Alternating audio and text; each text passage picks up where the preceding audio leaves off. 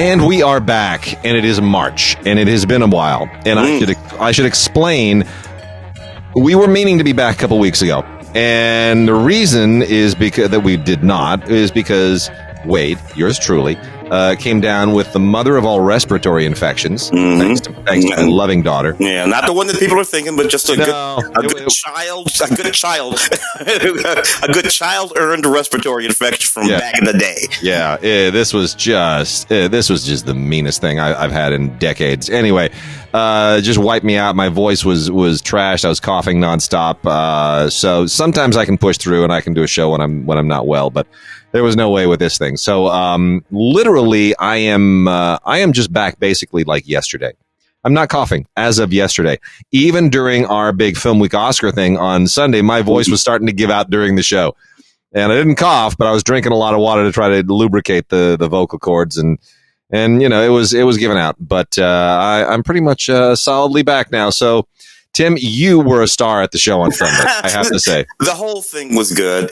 People should really listen. I guess people will have an opportunity, right? This week. It'll air the first time this week and Saturday. Yeah, it'll air on Friday the 10th. Right? It's Friday. Yes, Friday the 10th at 11 a.m. Pacific time. You can listen, and then it'll be on podcast, but you can listen to SCPR, which stands for Southern California Public Radio.org, scpr.org, or if you're in LA, just go to 89.3 LAist FM. But it was a good show. You got us off on a really great joke, and everybody else just kind of loosened up and kicked back, and the audience laughed. We did it at the classic old movie palace, the Orpheum downtown, which was originally a vaudeville house. Yeah. I did not know that, man. Yeah. A real old haunted building that one is, man. Oh man, a lot of. What do you tell us? I think he told us Judy Garland.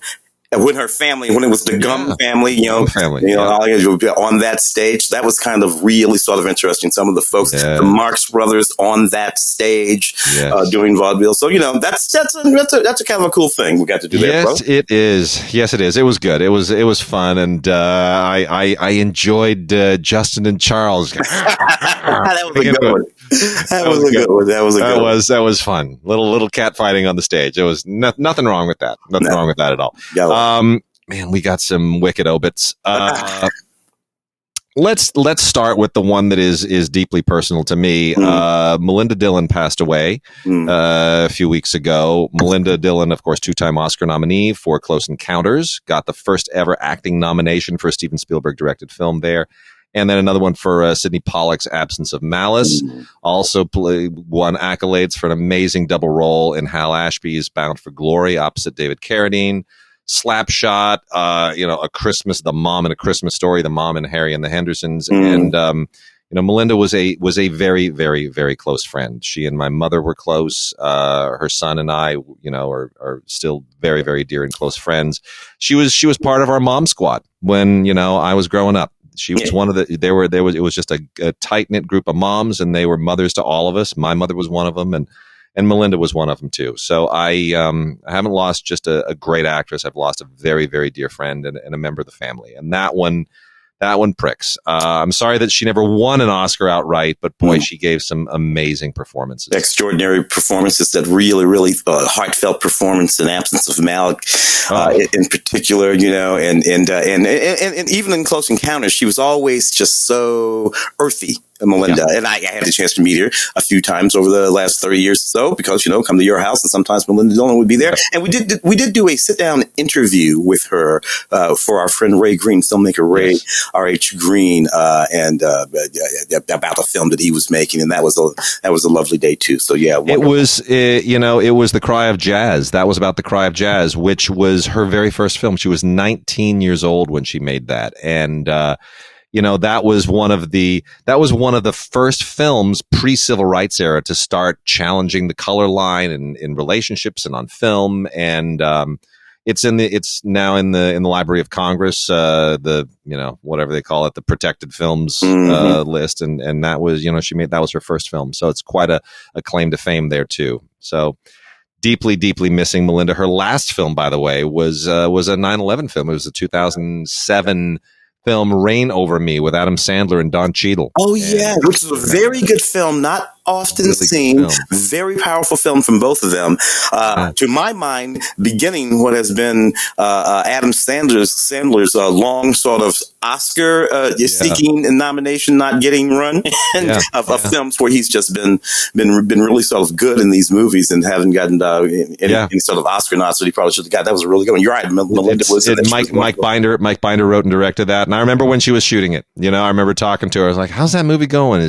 She because I was thinking an Adam Sandler movie and Don Cheadle, like Cheadle and Sandler don't kind of live in the same universe, right? But I remember her telling me, she's like, no, it's really dramatic, and it's like Sandler came over to Cheadle's side of the fence for that one. Yeah. And boy, I think everybody in that movie just slays it. And Mike Binder just doesn't make enough movies. I thought that was a really well written and directed film. But, very heartfelt. Well, and then here's who else we lost. We lost Hugh Hudson. Mm-hmm. The never won an Oscar, but directed Chariots of Fire to an Oscar, and then many other great films like Greystoke.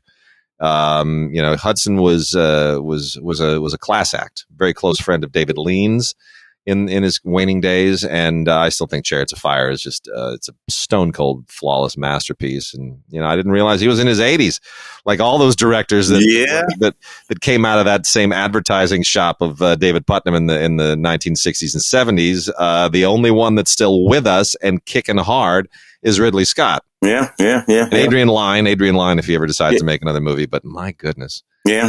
These guys were fantastic. And back they made the kind of movies that you really can't make as feature films anymore. Chariots of Fire, feature film like that. No, not today. Can't get that done. Revolution, the one he did with Pacino. Al Pacino, yeah.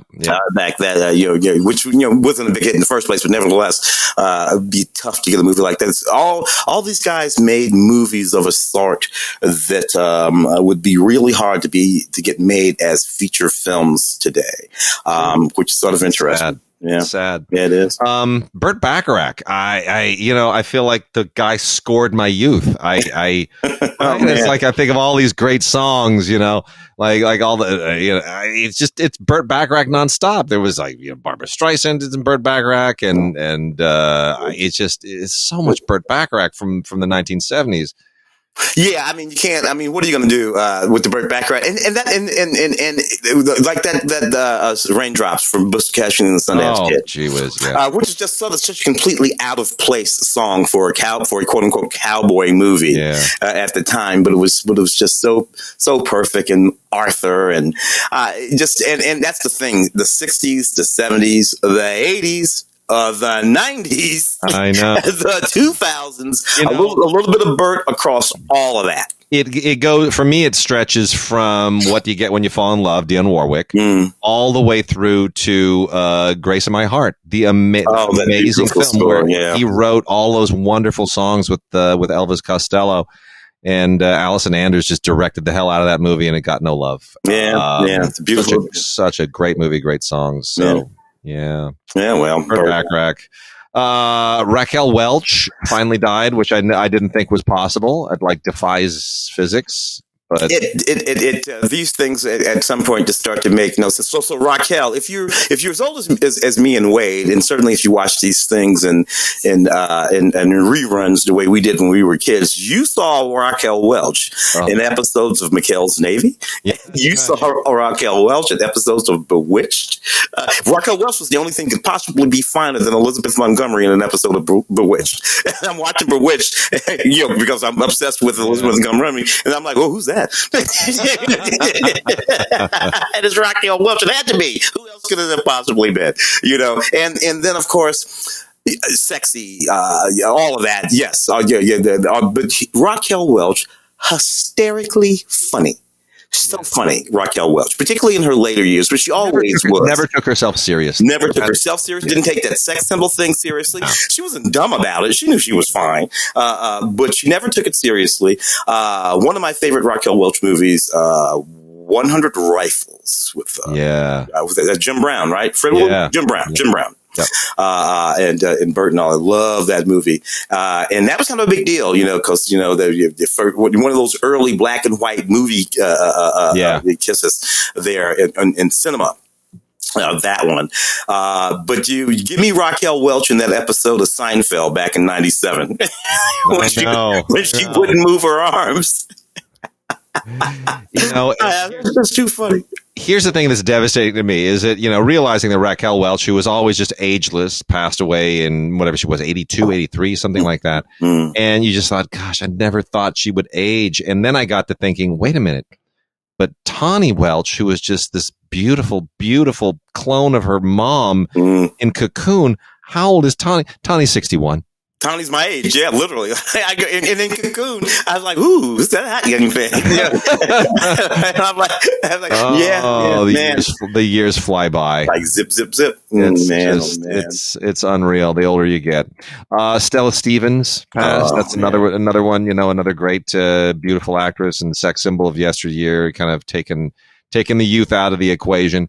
Walter Mirisch, I think he was 102. Yeah, you have to say the great, amazing. I mean, and here's the thing here, Walter Mirisch, right to his dying day was, and by the way, Walter Mirisch was still getting credits. He got a credit on Steven Spielberg's West Side Story.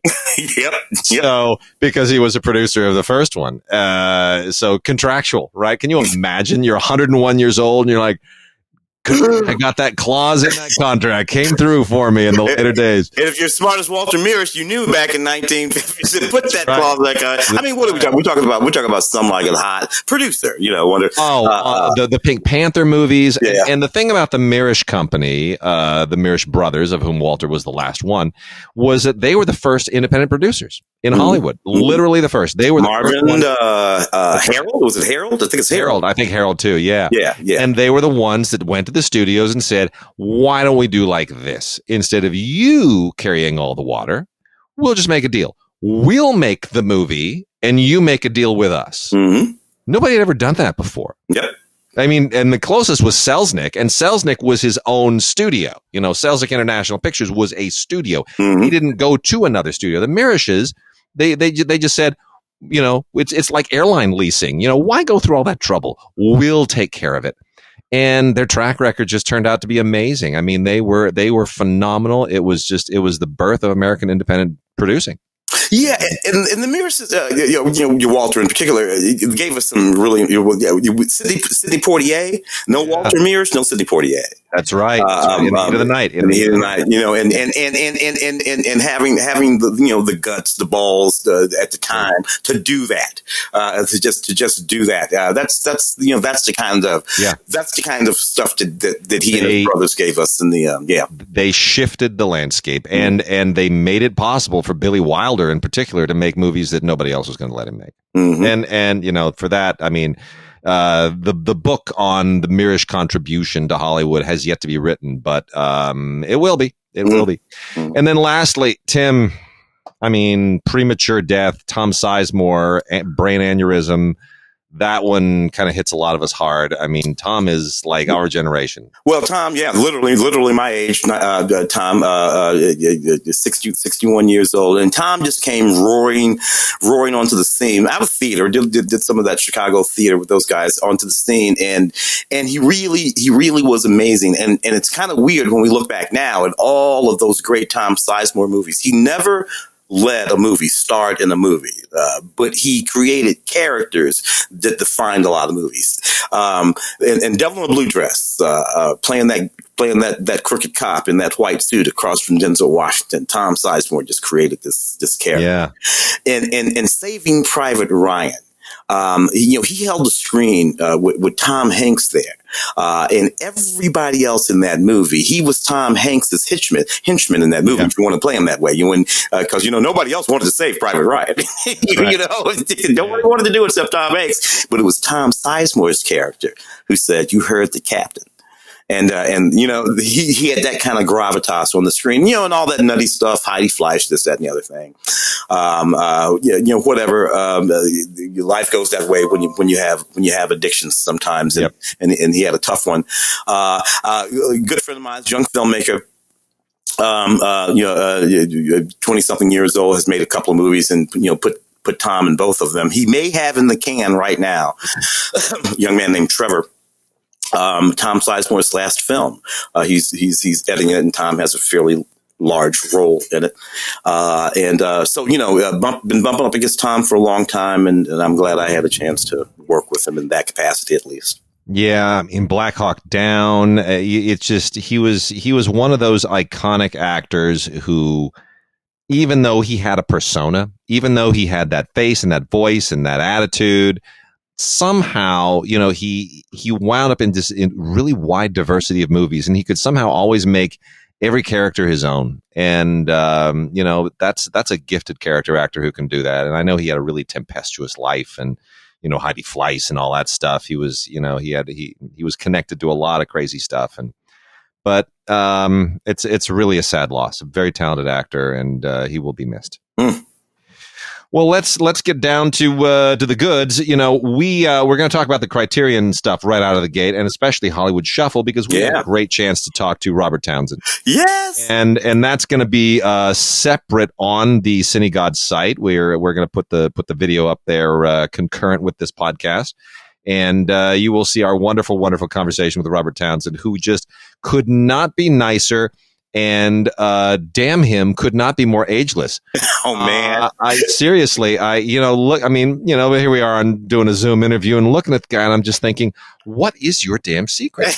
You have not aged a day in 35 years. I don't understand how this works. Like, hasn't put on a pound, doesn't have a gray hair, doesn't have a wrinkle. I don't get it. I don't get it. It's just nuts. Just exactly the same. And again, he's our age. He's our age, but he's there. And he's just great and so magnanimous and funny. Oh, he's doing funny characters and voices for us. I pointed out that if you're paying attention to Cooley High, Robert Townsend is in Cooley High. 1975 is Cooley High. He's a teenager in Cooley High. He doesn't have any dialogue, but he's wandering around that that scene in the gym when all the kids are shooting basketballs, Glenn Turner and everybody. Robert Townsend is in that scene, and it's really, really, really funny. I love it. And he pulled the whole Wayans family along with him, right? I mean, he wrote Hollywood Shuffle with Keenan. Yep. And he pulled Peter Deming along with him. Peter Deming, that was one of his first big breaks as a cinematographer, and he goes on to become, the David Lynch's go-to guy. Mm-hmm. So Hollywood Shuffle is just such a seminal film, and in the interview, I even brought up with him. I said, "Have you seen Kevin Hart's new film for Amazon, Die Hard, where he kind of plays himself and he pokes fun at his own career and how he can't break out of comedy and become an action star?" I said, he's what you paved the way. He's basically doing his version of Hollywood Shuffle. So all this stuff is so much a part of a zeitgeist that he just tapped into, and it's such a great story how this movie was made. You got to watch our interview with it. It's just, anyway, Hollywood Shuffle gets the Criterion Collection treatment, and it is just beautiful. There's a terrific commentary on it by Townsend. Mm-hmm. And new interviews with everybody from Rusty Cundiff to Bobby McGee and Anne-Marie Johnson. Radio program with where he's interviewed by Elvis Mitchell. It's a wonderful, wonderful honor to get a Hollywood Shuffle on the Criterion Collection, and it couldn't happen to a cooler, more awesome, nicer guy. Yep. Wait, yeah, definitely listen to and watch the interview. Yeah. And then we also got Mia Hansen Loves Bergman Island on Criterion. That's from just a couple of years ago. So that's also a really wonderful honor for Mia Hansen Love. This is where this is her seventh film. I can't believe she's made 7 films at this point.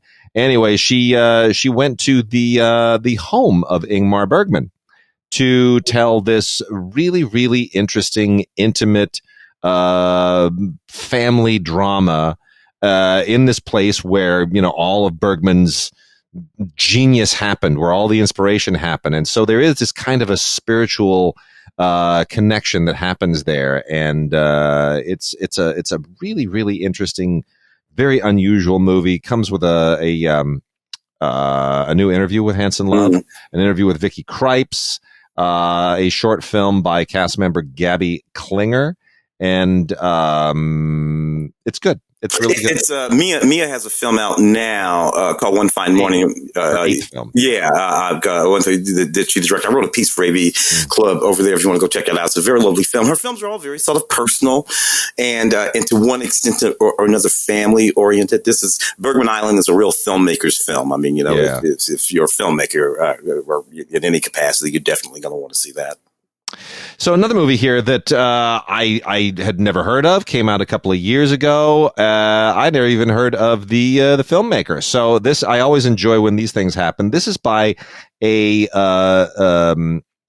filmmaker by the name of Lemoang Jeremiah Moses, and the movie is called Resurrection. This is not a burial; it's a resurrection. Yeah. This is not a burial; it's a resurrection. Did you see this when it came around by chance? I remember when it came around, but I didn't see it. I didn't get a chance to see it. Did you? Yeah. So the language is Sesotho, and it's it's one of these. I mean, I always enjoy movies that sort of drop me into a completely different cultural background, so that I feel like I've just been transported to another time or another place. And this takes place in Lesotho, and Lesotho is a really interesting country. For those who don't know, Lesotho is basically this little.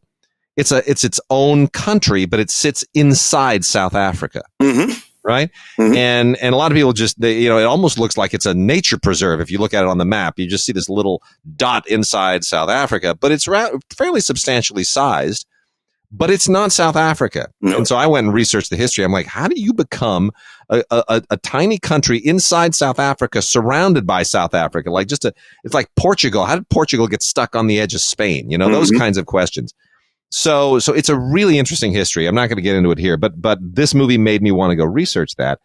And this is just an absolutely beautiful, sometimes almost magical, realist study of culture and family drama and the reverence for ancestors in this fascinating nation and culture, which is very different from South Africa. I mean, it really does have a tribal history, independent and separate from.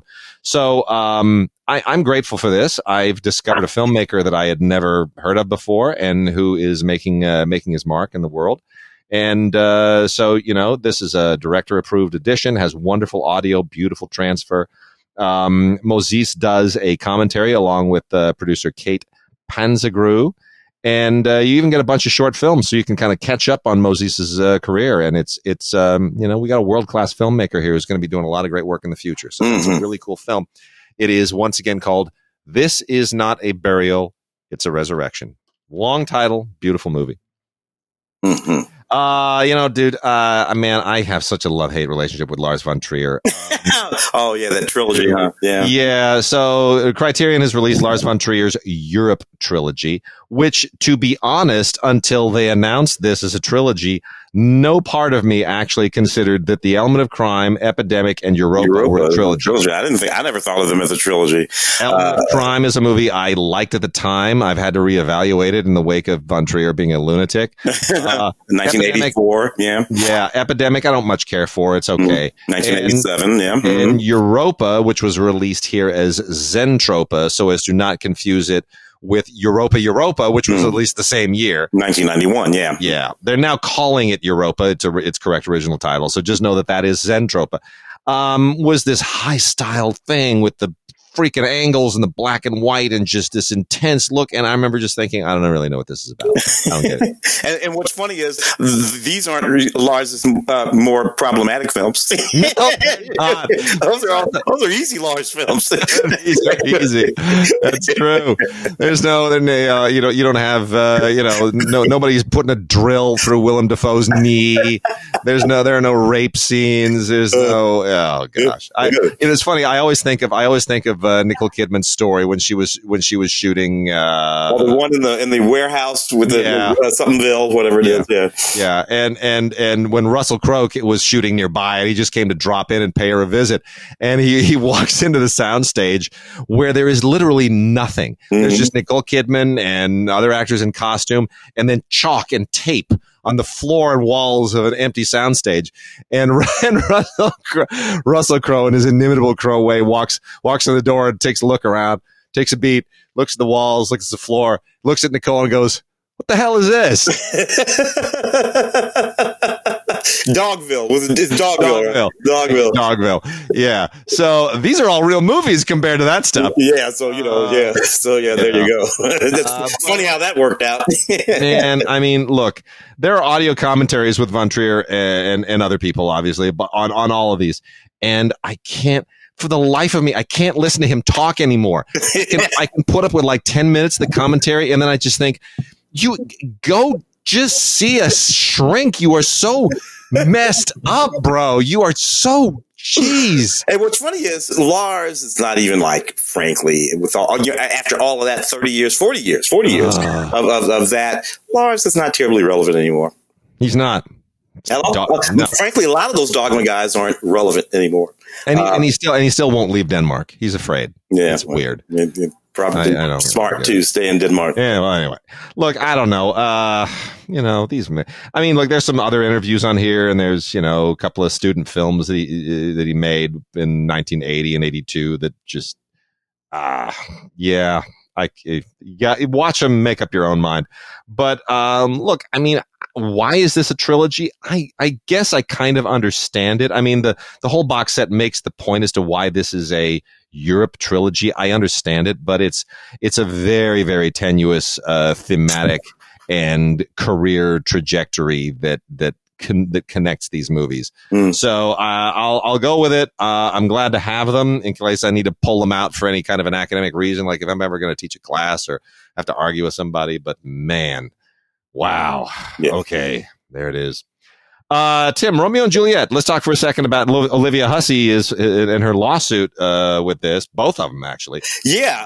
From years and years ago. 1968. How she was like 16, he was like 17, something like that. Yeah. They were both, relatively speaking, underage, and a couple little nude scenes in there that they say now they were pressured into doing and did not want to do, and feel like they were basically abused as children. Of course, who directed that? What's his name? Zeffirelli directed. Yep. Olivia Hussey and Leonard Whiting stars, who are both still around. I don't know. That's a long time, man, to have had these issues and not said anything. And I guess, the things today are what they are today. So maybe that's why they feel empowered to talk about it. A lawsuit, though? Yeah. I don't know. It was saying how you felt then. That makes total sense to me. Hindsight is 20/20, and I'm kind of okay with that. But a lawsuit, not quite sure that makes any sense to me. Yeah, I mean, I remember seeing the film as part of it. They showed it here at the local Lemley as part of a Shakespeare series, and I was in elementary school. And I remember they kind of dragged us to go and expose us to Shakespeare, and that's fine. We saw Taming of the Shrew and a few other Shakespeare movies. I think Olivia's Hamlet was part of the series. I don't think the school officials did their research into Romeo and Juliet and realized that these first or second graders were going to be seeing some nudity. But I remember at the time I was grateful for it. Yeah, I just thought it was all wonderfully sophisticated. I didn't see this movie until I was a teenager. But I just thought it was all wonderfully sophisticated. I didn't think it was. But that all of these things again, it's that hindsight thing, and it's new lens. But that's the reason why I have to wonder whether it makes sense for there to be a lawsuit about it. Thoughtful consideration of the time, the period, and the pressures, that's all fine with me. But I'm not sure that we should be suing people 50 years later. Well, there's a lot on this, relatively speaking, considering that at the time they didn't really have a lot of behind the scenes stuff to go from. There is an excerpt from the 2018 documentary Franco Zeffirelli, Directing from Life. I wish they had the entire documentary because it should be here, but the excerpt is fine. There are Olivia Hussey and Leonard Whiting interviews that were conducted pre-lawsuit between 1967 and 2016, and that's really, really terrific. And then a lovely essay by Ramona Ray, who really kind of hits the sweet spot on the film. So, relatively speaking, some really good extras there. Nothing addressing the lawsuit, however, which we'll have to play out, and we'll see where that goes. Zeffirelli's been dead for years, not that long, but 2019, 2020, something like that. Yeah, about 4 or 5 years ago, I think. Yeah, that's something like that. Yeah.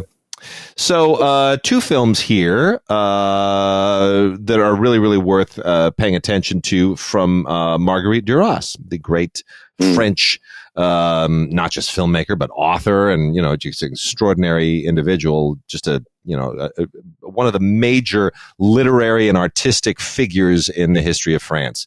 And Marguerite Duras has written books that were turned into movies. She's made her own movies. Anyway, these are a couple of films that she made in 1975 and 1977 called India Song and Baxter, Vera Baxter. Both of them shot, square frame, kind of Academy aspect ratio. India Song it's 1:37. It's like really square. And you know what? I think if you want to appreciate Marguerite Duras, you almost have to combine what she wrote with what she made in terms of films. And I think seeing these and then reading her literature will give you a perfect snapshot of who she was. I mean, it's tough to really explain these movies, but it's worth checking out. You get an amazing snapshot of somebody who just had this. And I hate to use the word postmodernism because it's tarnished significantly by the philosophical approach, but the aesthetic of postmodernism in French cinema is one that she certainly embraced, and you can see it in these films. So highly recommended there. And then we've got on 4K, Dazed and Confused, which is nice. Finally getting this from I don't know that it was beautifully shot enough in the first place in 1993 to warrant a 4K, but what Richard Linklater kind of came storming on after Slacker, and he gave us Matthew McConaughey in this movie, and he gave us Parker Posey, and a lot of people made their debuts in this film, so it is kind of a seminal movie. Does it hold up for you? No. Just to put it real quick and fast, but a lot of that early '90s wandering around slacker, Gen Xer, chit chat movies. These people just wandering around talking and philosophizing. And when in watching it from the perch of frankly, a 60-year-old, I want to smack all these kids. I was. You're right. Gave us a lot of Cole Hausers walking around this movie. You got Anthony Rapp walking, Adam Goldberg walking around this movie. All of them walking around this movie, but back then, watching this movie, thinking that this was really bright, and it's Richard, Holden Complete, director, every word written by him. Ben, and now, every kid in this movie I'd slap. Shut up, just shut up. Just all the crap coming out of your face is retarded. But that said, it's fun to watch. Just to do that, just as Richard Linklater at 20, whatever he would have been in 19, whatever. He's younger than me. Yeah. So he would have been, I don't know, 20 something. Yeah. Philosophizing through all of this kind of stuff, and so, but it is an interesting time capsule, though. It's an interesting time capsule of 30 years ago. I will say, and it takes place in 1976, and I'm just going to say, for movies that take place in 1976, my preferred film is The Spirit of 76, which of course is a hilarious time travel disco comedy. Those are Super Trooper guys, the true Super Trooper guys. No, it was directed by Rob Reiner's little brother, and Sofia Coppola did the costumes. And it was produced by Martin Landau and Barbara Bain's daughter, Susie Landau. So it was like basically all these Hollywood second generation, brats that got together and said, let's make a movie about, and then, I remember this. Mark's Mother's Bar. It's got Leif Garrett is in it. Olivia Dabo, David Cassidy. It's basically about a bunch of people. Like Carl Reiner has a cameo at the beginning. You know the premise of it. It's in the future. A magnetic cloud passes over the earth and degosses all of history. and so they need to get into a time capsule and go back to 1776 to rediscover the Constitution. But the time capsule, the time travel machine malfunctions and lands them in 1976. So it's all disco era, and it's just freaking hilarious. I remember that movie, about 1990 or so. That, man, I totally forgot about that. That's a good one. It used to be a midnight movie at the Newark. I used to go to see that thing like at least three times a year. It was just hysterical. Anyway, here we're talking about a movie that's not even being released this week. So the best thing from Criterion this week by far is the 4K release of Kieslowski's Three Colors trilogy, which I just think is one of the all-time. This is the greatest trilogy ever made. Blue, white, and red, based on the colors of the French flag. Blue, with maybe the greatest performance Juliette Binoche has ever given on screen. Blue won the Berlin Film Festival. Yeah, Blue won the Berlin Film Festival. White won Venice, and red was 1994 at Cannes. Everybody thought he's going to get the Triple Crown. It's going to win the Cannes Film Festival. Everyone loved it. It was phenomenal. And then Clint freaking Eastwood goes up there and goes, and the Palme d'Or goes to Pulp Fiction, and people lost their minds. And they lost their minds.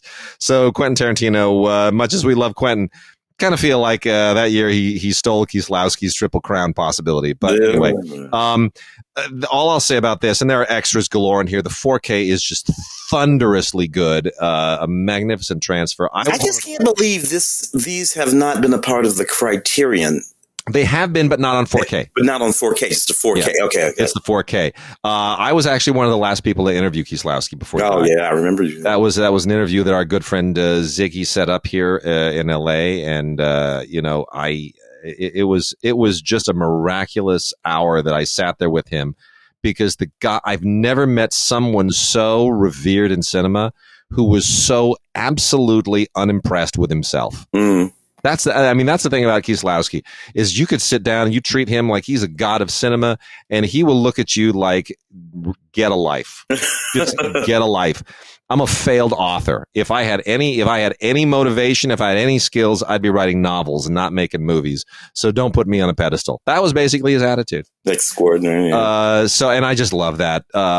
These films are just astonishing. They changed my life. And so go check them out on 4K. It's worth upgrading. Absolutely. Let's hit some Arrow stuff here real quickly. The House That Screamed. Tim, do you have any recollection of The House That Screamed? The House That Screamed. Give me a little refresher real quick. Okay, The House That Screamed is one of these just absolutely. Well, I don't want to be overly cruel about it. That's an Italian film. Is that what it's from that? It's Spanish. It's Spanish. Okay. Directed by Narciso Ibáñez Serrador. And it's like Spanish schlock cinema from that, moment when Jess Franco was inspiring far too many people to make knockoffs of his already bad movies. I'll just say this about it. It's take your time. The lingering residue of my Lily Palmer is in that movie. I know. It's like it's a knockoff Jess Franco movie, and I know it has a following, and I know there's kind of like a feminist element to it in some people's eyes, but anyway, this thing is loaded with extras. It uses branching to give us the American cut. And I was like, oh, that's right. You can do branching. Like, that was the big promise of DVD and Blu-ray in the early days, 20 years ago. And I think one movie ever used it. This is like the second one. This is the second time that they've used branching to actually deliver a different cut instead of just an entire separate transfer dropped on here. No. You can switch between the 105-minute cut called The Finishing School and the 94-minute American theatrical cut called The House That Screamed. You can use branching to do that, and that's pretty great. That. So, yes, thank you for finally putting that technology to use after 20 years. And a lot of interviews and, other tidbits here. But ultimately, I look at it and I'm like, it's a Jess Franco movie that Jess Franco didn't make. Mm-hmm. We've also got a Quentin Dupieux movie called Incredible But True. This is the guy that made Rubber, that movie about a tire. I think he's out of his mind. But anyway, this is another Quentin Dupieux movie. They're all kind of weird and quirky, and they don't make sense to me. This one, is called Incredible But True. It's got a decent cast. Yeah, I like Alan Chabat and Leah Drucker are fine, but it's just weird. That's what he does. It's just weird. It's sort of a haunted house movie, but not really. like people move into a house and there's a tunnel in the bay. Anyway, it's just him just doing what he does and being weird and odd. And when you have good actors, I guess they sell it somehow. Lucas Moodysson. Yeah, we got the full collection here. Container, Lilia Forever, Together, A Hole in My Heart, Blanking Amal, Mammoth, We Are the Best. I'm not a Moodysson fan. No. But he is definitely an auteur. He definitely has kind of a weird, cynical sense of optimism about the world. It's almost an absurdist humanism is maybe a better way to put it. It's absurdist humanism, and either you like his stuff or you don't. Lilia Forever may be the one that I think is the most accessible for me. But look, all of these things on here, it's a great box set. Arrow has pulled out all the stops. They understand that he is a relevant filmmaker, and this is the first time that anybody has ever actually put his entire body of work together, and it comes with a big old booklet telling you why you should care. Let's see, last four here. I'm going to hold on to the martial arts titles for the end because I'm particularly fond of those. .com for Murder by Nico Mastorakis. Did you see this by chance? I did not see that one. So I only saw a little bit of it. It's a Nastasha Kinski movie. I kind of feel like it's trying to do. So Nastasha Kinski's, she's had a skiing accident. She's in a wheelchair, and this sets up kind of a digital era thriller that wants to be a little Hitchcockian. Kind of has one foot in Rear Window a little bit, maybe another foot in some De Palma films. I don't know. I'm not that familiar. I'm not that familiar with Mastorakis, but interesting cast. You got a little bit of oddly, you have Huey Lewis and Roger Daltrey, Nicolette Sheraton, who was like one of the just a thing. This is early 2000s. This film, and of course Natasha Kinski, who was another thing. So ridiculously beautiful people, and Roger Daltrey in that 25 seconds between Tommy and 2002 when he tried to be an actor. I feel like if this movie were made today, it would be much less Hitchcockian and a lot more cynical. It's at the time it was made. It's sort of like The Net. Remember when Sandra Bullock made The Net? How much does that movie resemble anything? Like we're even more paranoid about the internet now. You watch that movie and you go, "Oh, they didn't know the half of it. They didn't know the half of it." So I kind of feel like this is. It's more old school thriller than it is internet, and it as a result it kind of feels a little bit dated. But it's a good cast, and it's probably an artifact of a kind. The Vagrant, I don't get this at all, but it has a following. This is a cult film made in the 90s by Chris Wallace, who is the guy that originally designed the actual. What was the name of the gremlin in Gremlins? That little guy. The actual, he did that actual like Zigbig or whatever that little nut thing's name was. He designed that, so he's a creature effects guy, and so Chris Wallace, directed this, and it's kind of a throwback black comedy / exploitation. Homage of sorts. Bill Paxton's in it. Michael Ironside. It definitely belongs to that moment. But I mean, it's about a vagrant. It's just and it's nasty and kind of gross and disgusting and a little bit exploitative and almost more of an overlong student film that's a little bit experimental. And given today's current homeless crisis, it really kind of feels significantly like whatever side of that issue you're on, you're probably going to be offended by this on some level. But anyway, it has a cult following. So there's that. And then on the martial arts end, man, a couple of great things here. So Angela Mao, the amazing Angela Mao in a double feature of Lady Whirlwind and Hapkido. Oh my gosh, this is just so awesome. It's just so cool. Angela Mao was a kind of a major Shaw Brothers figure. and she came from, she was Taiwanese, came out of a lot of opera, like Jackie Chan and Sammo Hung did. That's basically her background. Anyway, and these movies are they are just so amazing, absolutely amazing. Sammo Hung shows up in here. Carter Wong shows up in here.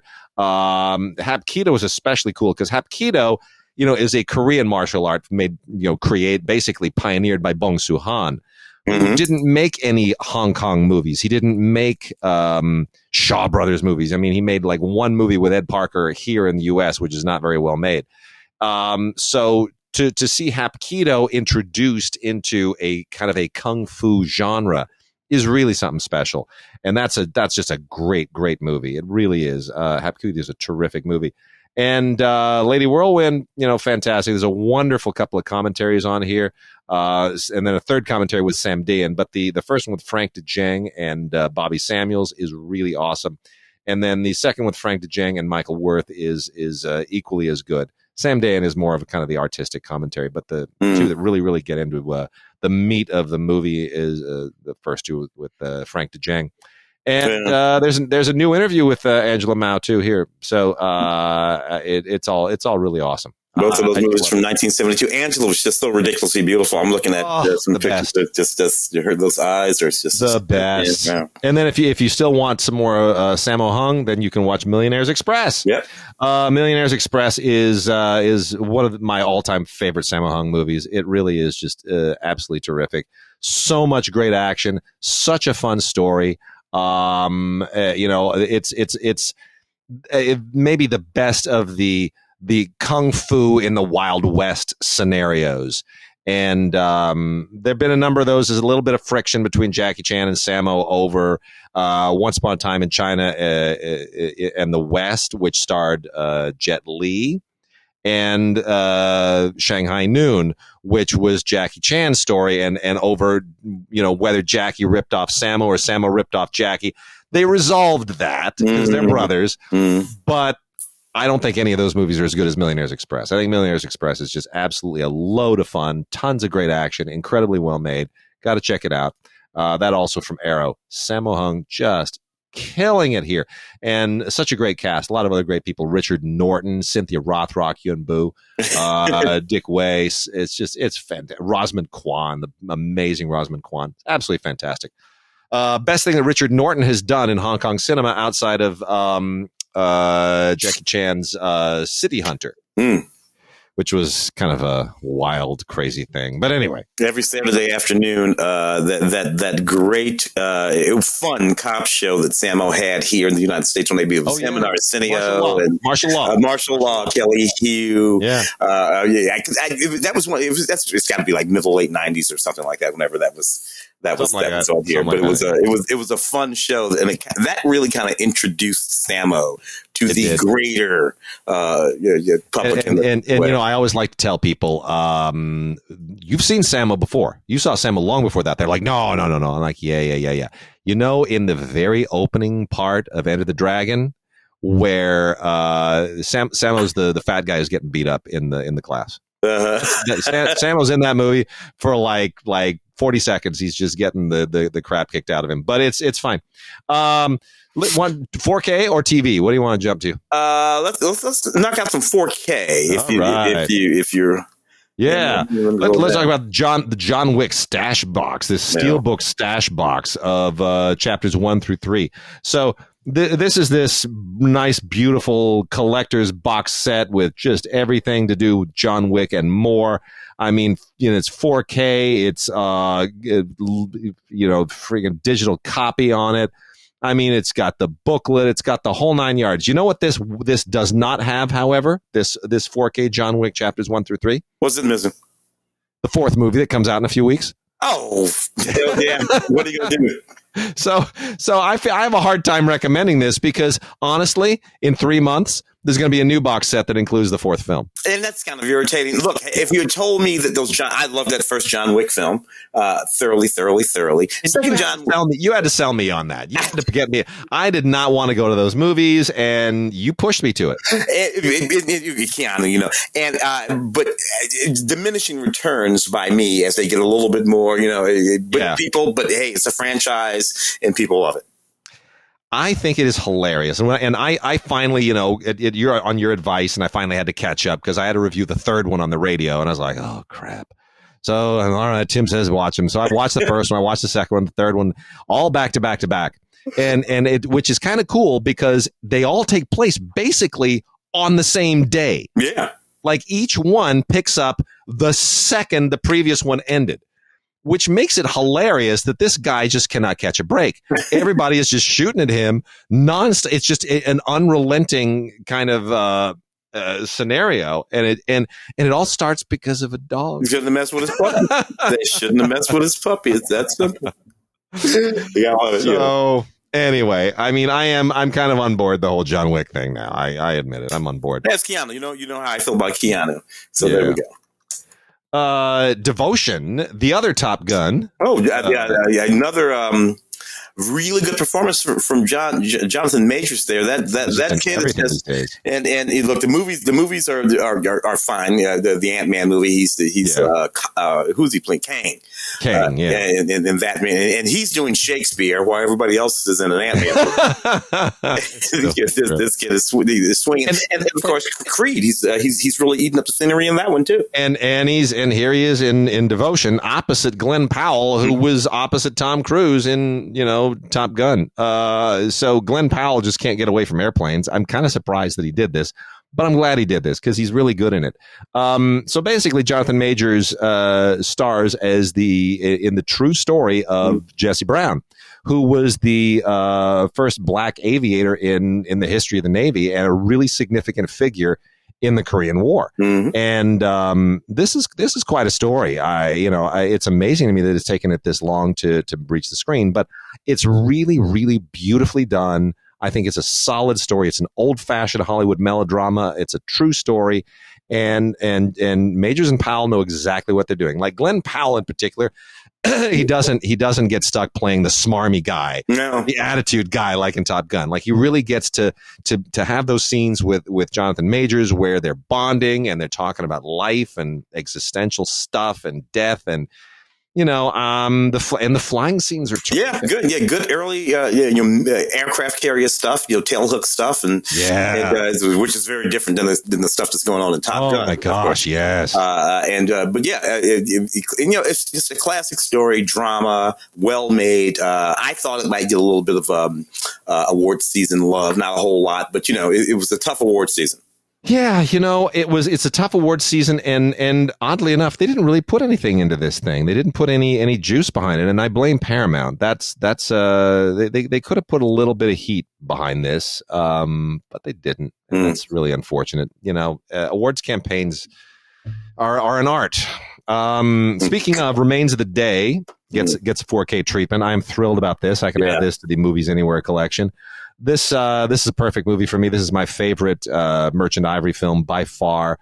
You and I have talked about this. The book scene in this movie, is just one of the most perfect pieces of cinema ever. It is, Anthony Hopkins, the look on his face, holding that book as Emma Thompson peels it out of his fingers. I want to cry just talking about it. It's just so poetic. It's absolutely exquisite. That scene in particular is just such a just such a moving and beautifully written screenplay. Ishiguro, he has a what is he? He wrote the Bill Nye film, Living. Right. Adapted. Well, what's nominated? Bill Nye's nominated. But Bill Nye's nominated. Yeah. And Ishiguro's nominated as well. He's nominated for adapted screenplay, right? And this is the thing that I think is so beautiful about Remains of the Day, is that it is considered such the perfect atypical story about what it means to be British. And of course, it's the story of servants in the home of a wealthy lord just on the eve of World War II. Christopher Reeve shows up as an American politician in this thing. And a lot of people don't realize a lot of the British aristocracy supported Hitler and the Nazis before the war broke out. They thought that they had a wonderful vision of society and utopia that they were aspiring to, and that they really need to have support. And that whole milieu of British aristocracy obviously came crashing down when the war started. And this is about the upstairs, downstairs politics of that, based on a novel by Kazuo Ishiguro.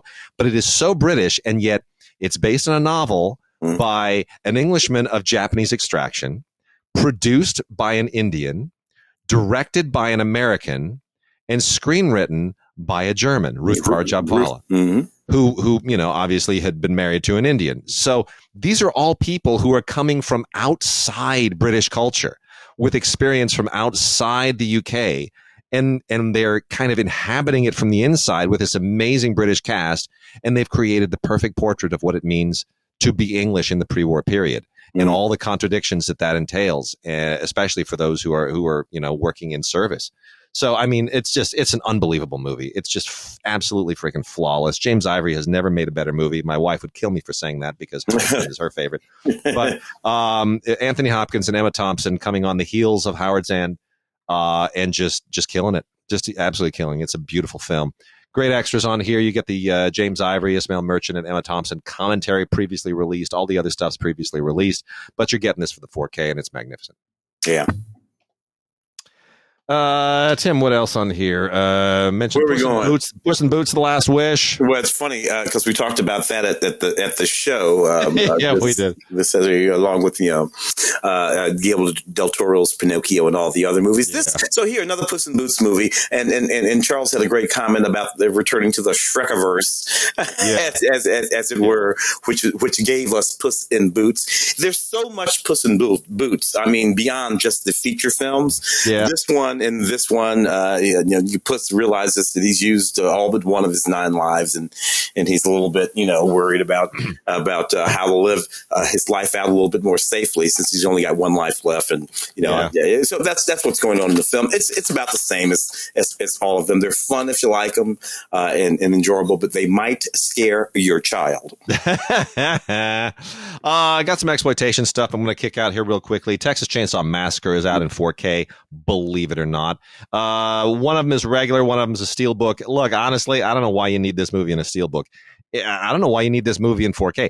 I don't know why you need this movie in anything other than a scratchy, dirty 16 millimeter dub in your basement. It kind of works better that way. The only place it should be watched. Yeah. It's, like invite some friends over, go down in a dark, dank basement and crank up the 16 millimeter projector, and it'll be scarier than in any other form. But that said, look, they make a good attempt at kind of giving it the 4K treatment. I don't think this really warrants it. It was shot. I think it was shot in 16. But, okay, fine, 4K for the obsessives. The Steelbook and the other one, they all have the same stuff on them. There's a bonus disc, it's a Blu-ray bonus disc, and then the feature film with some commentaries on the 4 commentaries in all on the main UK 4K disc. None of them really kind of blow my mind. They're all previously recorded. Toby Hooper, that one is probably the most interesting. But it's the Texas freaking Chainsaw Massacre. Yeah. It hasn't changed in all these years. It's got one scary moment when Leatherhead slams the door, and the rest of the movie is just horrible. Yeah. Speaking of Jess Franco earlier, a couple of Jess Franco movies on 4K for some reason. Oh, those Marquis de Sade. Yeah, the Marquis de Sade things. Justine and what they are now calling Philosophy in the Boudoir, previously known as Eugenie. I don't know why they changed the title on that one. These are both from Blue Underground. Look, these are maybe Jess Franco's most serious films, and that's not saying much because it's Marquis de Sade. But he went and he made these 2 films based on material of Marquis de Sade, and they're predictably erotic and dated and risque, and they have his unique sensibilities all over them. So tons of extras here, audio commentary from film historians, and a lot of other fun stuff. But if you're not a Jess Franco fan, they're going to be meaningless. Decent transfers, though. Jess Franco movies are never great looking, but the colors are kind of garish and something. Training Day, Tim, we got interviewed about this. Yeah. Denzel Washington's Training Day from back in the day, which was a very interesting film. Antoine Fuqua, who's got Emancipation out right now, running around. It's funny because I watch Emancipation. I kept thinking to myself, this is Training Day. Only, what the guy said during the slavery was the same movie. Training, and look, kind of. Ethan Hawke had a career as a child before this, obviously, right? Yeah. All of those kid movies, but this was the movie that sort of made him a grown up actor. Training Day opposite Denzel Washington, having to do it. What's on that sucker? Do we get anything good? It's what it doesn't have is the featurette that we were interviewed for. Oh, really? No, it doesn't have that. That was for the other. That one from on the Netflix. More recent one. Yeah. We're on that one. They don't. Things, yeah. I wish they had put it on this one, but nonetheless. Anyway, no. There's a commentary from Antoine Fuqua, which is really good. I mean, Fuqua is a very, very. Here's the one thing I like about his commentaries, and they're all kind of like this, which is that he is much better at self-analysis. He's much more self-aware as a filmmaker than a lot of them are. Like, I love John Boorman's commentaries, but John Boorman cannot sort of look at himself from the outside to save his soul. So you get these very kind of existential, personal, memoirs. Whereas Fuqua can look at this and in a very detailed way, he can say, when we shot that scene, I wish I had done this, or I'm glad I did this. And he kind of frames the moment for you in a way that a lot of commentaries don't. So he's a useful guy because he's very much a technician and he's very self-aware, and his approach is very technical. So I appreciate his audio commentaries. There are also some additional scenes, an alternate ending that doesn't work, and a couple of featurettes and music videos. That's about it. But it's a beautiful 4K transfer. And if Denzel doesn't just fill the screen with that performance. Yeah. Larger than life. Yeah. Well, got that Oscar for very good stuff. Yeah. Yeah. I got a couple of Steelbooks as well that had been released from Sony in tandem with each other. They're kind of trying to tie these two films together. I'm not quite sure why, but anyway, it's a twofer. The Mask of Zorro with Antonio Banderas, Anthony Hopkins, and then Harrison Ford in Air Force One. I guess they're both hero movies in which bad guys are being fought. That's the closest I can draw parallel I can draw between these two.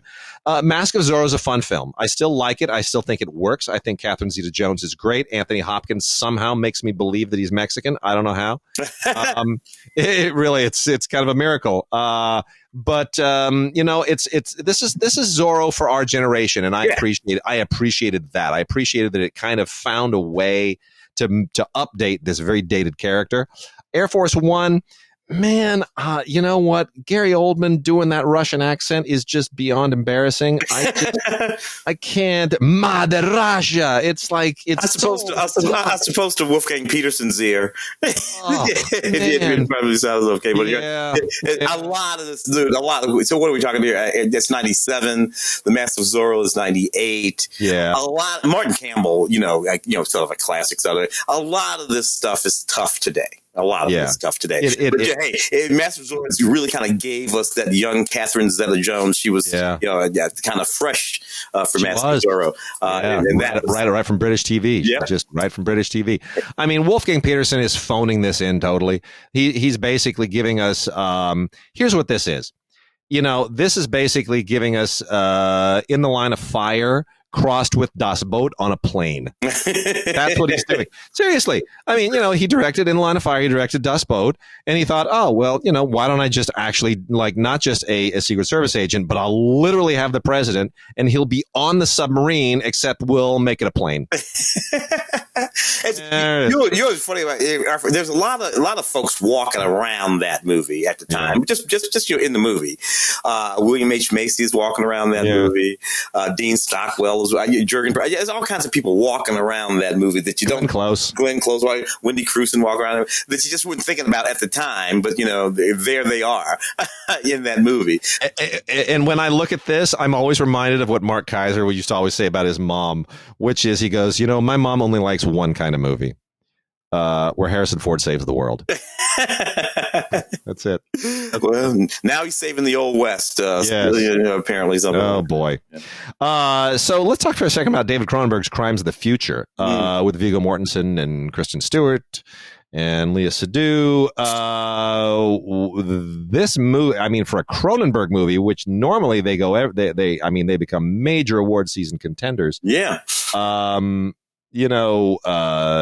This went nowhere. No, yeah. Look, I wonder if that Cronenbergian sort of style of creepiness, and this is a creepy ass movie, as all his films are. I don't know, Christian Stewart. I don't know. Maybe that just doesn't play the way it used to with contemporary audiences. Our generation who go back to all those Existence and all those creepy Cronenberg movies. Maybe the kids today are just not into it. He's got a kid out there making creepy movies too, so maybe they're the premise here is also one that I think might freak people out a little bit. It's like a near future thing where people are basically it's sort of about performance art and human mutation, and it's body modification and a lot of subjects that I think are just generally off-putting to people because they're hitting a little too close to the bone in some respects.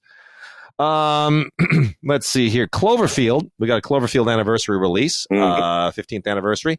Can't believe it's been that long on 4K. Great commentary by Matt. It's interesting to look at in hindsight. This was the film that resurrected his directing career. He hadn't done a feature film since The Pallbearer, which I got some fun stories about. But he came out of doing a lot of TV for a lot of years. JJ and Brian threw him a bone with this, and it got his career back on track. Next thing you know, it's Planet of the Apes and now the Batman. So Cloverfield kind of started it all. It was also the first of the found footage movies. How do you think it holds up? Not bad, and it actually feeds into the sequels fairly nicely. Yeah, it does. It's a nice foundation for those sequels that came along. It's another one that gave us a lot of young folks who went on to do some really interesting. Lizzie Kaplan, and T.J. Miller and Theo Rossi and a lot of folks who's gone on to have some interesting sort of careers. So interestingly, it is even though it's the most. It's you don't really know what the hell is going on in Cloverfield. Yeah. Right. That's the game. That's the game, and it just sort of rub it. And so because of that, they've been trying to tie what's going on in Cloverfield into a whole bunch of other franchises. And I find that kind of irritating. But that's the game, right? I got an interesting faith-based film here on 4K, Running the Bases, with Brett Varvel. This is basically about a coach, a baseball coach, and high school baseball coach who has conflicts with the superintendent over matters of faith. It's very formulaic. Like most of these films are, it's basically the same trajectory. The thing that I'm curious about is why they're releasing it on 4K.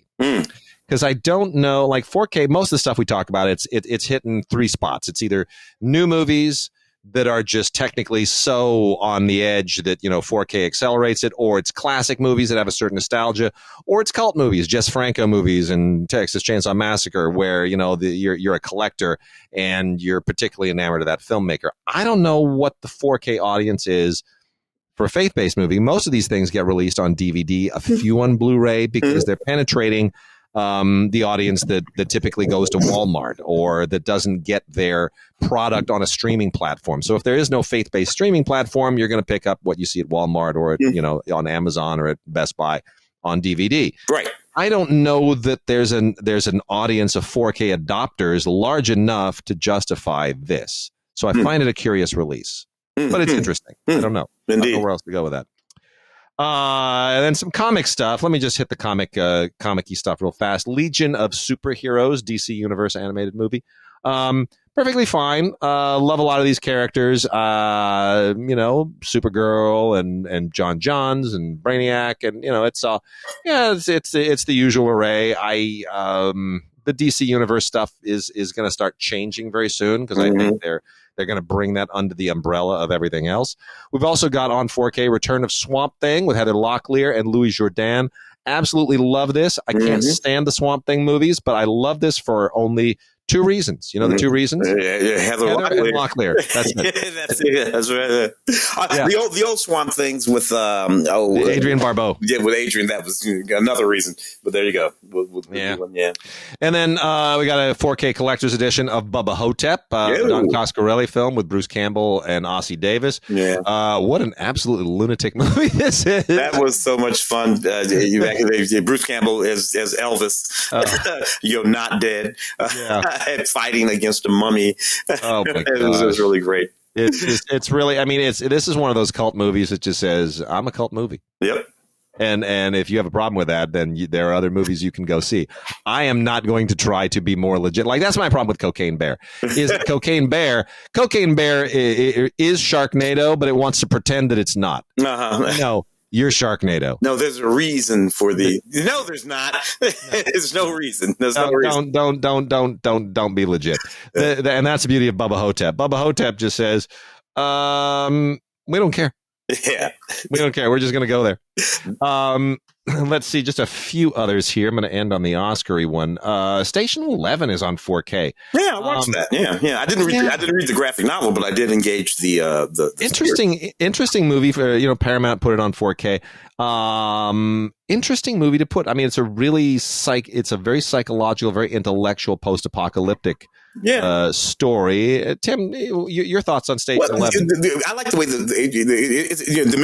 I like the way it moves around in time, because it moves around in time in such a way that we're in the future, and then we're back to when things first started to happen, and you get to piece together who these characters are. When we meet Mackenzie Davis as a little girl, and I got to tell you, Hamish Patel is just becoming one of my favorite actors. He's just this wonderful actor who, at the beginning of this, whatever it is that wipes out most of humanity, he runs into this little girl by happenstance, and they have this connection that lasts over the course of this series, which lasts over the course of many, many years, more than 20 years. And we just sort of move back and forth in time. But by the time you get to the end, it all sort of makes sense. You sort of start to understand what happened and where we are now. And I found it kind of wonderfully satisfying. Generally speaking, I don't care for all of these post-apocalypse. There are a bunch of them now. The Last of Us is on out there. Yeah. There are a lot of them, and they're all pretty bleak, and they're all pretty can't win situations. The Last of Us isn't finished yet, but I did read that graphic novel series, and we don't fare well in that. So it'll be interesting to see how they changed them a little bit from the original graphic novel. This was a pretty good one. I liked it a lot. Mackenzie Davis was particularly good. The Magnificent Seven is on 4K as part of the Shout Select line. It's hard to kind of criticize the Magnificent Seven. This is just an epic film, even though it's adapted from The Seven Samurai. It's a beautiful adaptation. Akira Kurosawa adapted a lot of non-Japanese stuff, Shakespeare and Ed McBain and Westerns, and kind of brought all of that to Japan. And in exchange, a lot of people have been adapting Akira Kurosawa into a lot of their films, Living being the latest example. Mm-hmm. So there's this wonderful intercourse that takes place between Akira Kurosawa and Japanese culture on the one hand, and Western culture, European and American on the other hand. It's been a wonderful kind of dialogue between his cinema and other cinemas and other literatures. And The Magnificent Seven is one of those. Mm-hmm. And I always like to kind of give Kurosawa props for this, because you really do feel him as a presence here if you know to look for it. And you know what? I mean, it's a great movie. What an amazing cast. Jill Brenner, Eli Wallach, Steve McQueen. I don't know how you go wrong. And they really did a number on the 4K. They really did wonderful work. John Sturges' direction here, as it is in, The Great Escape and all of his other great movies, is just beyond compare. Wonderful, wonderful widescreen filmmaking and tons of extras and, great commentary here featuring people who are now long gone. One of them being Walter Mirisch. Yeah. Walter Mirisch, James Coburn, and Eli Wallach. So, in the wake of Mirisch's passing, this is a fun commentary to listen to. Great movie. How's your feeling about, the old Magnificent Seven. Oh, it stands up solid. We were talking about Antoine Fuqua a minute ago. He did a remake with Denzel and everybody a couple of years ago, which was kind of nutty. One of these sort of nutty things where there was really no reason for all of these people to be together. Well, I remember I went and saw it, and I came back, and I was trying to sum it up in my head. I said it's like all these. Well, it's kind of like, and I was mumbling, and you cut me off, and you said, "Is it forced diversity?" Yeah, and I said, yeah, it kind of is. It kind of is.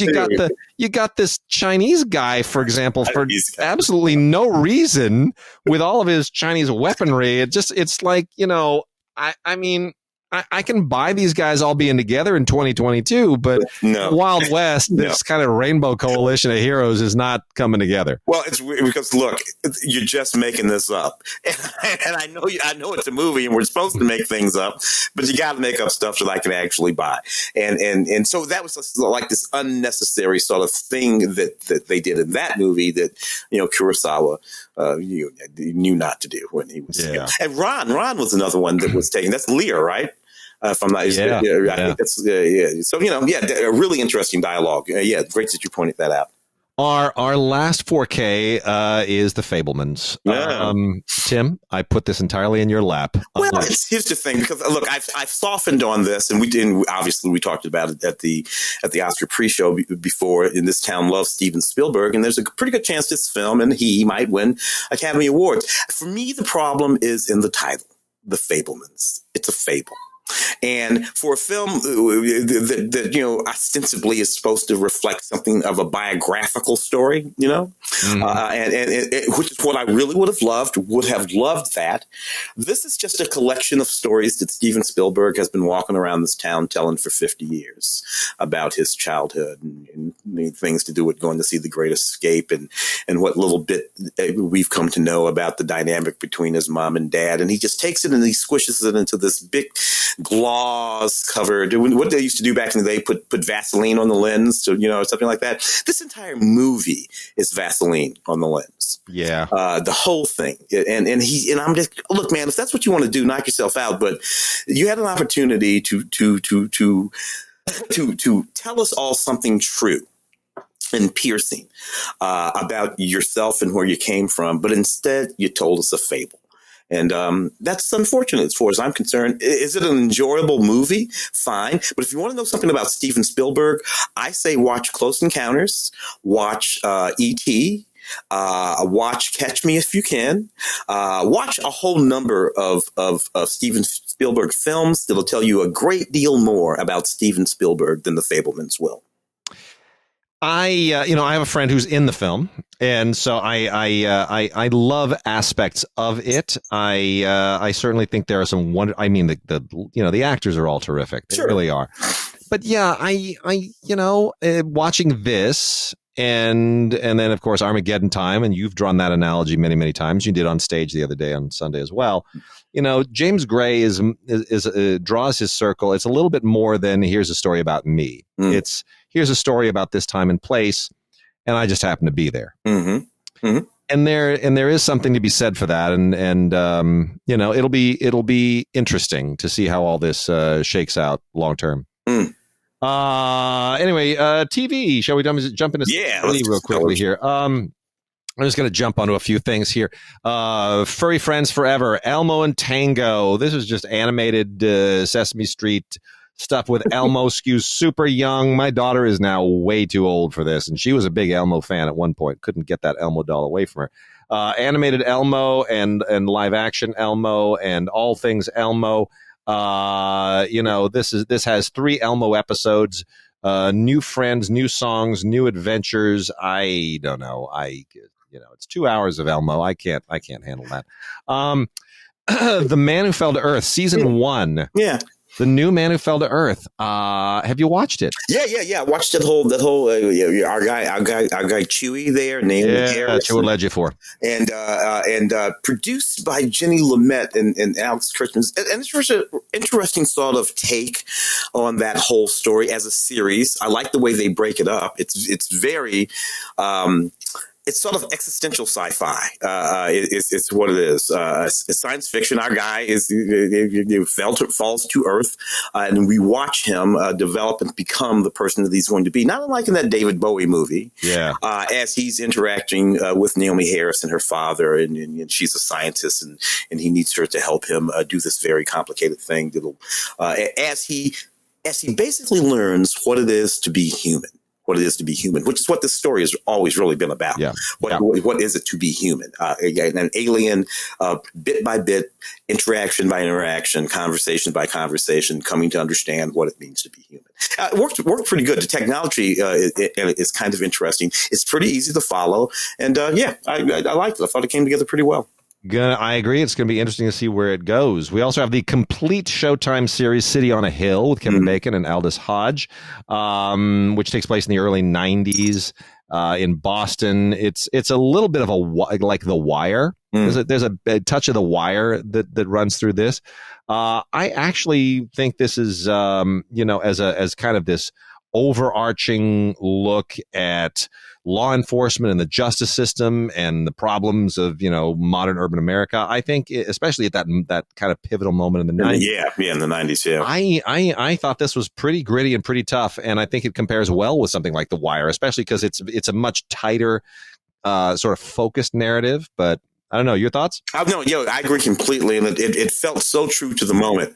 That early 90s, there were issues at that period on the East Coast and in Boston in the 90s, and I thought this felt so true, and it looked so true. The production values are just sharp. It would be really easy to blow those production values because they're so close to the present day, but they don't.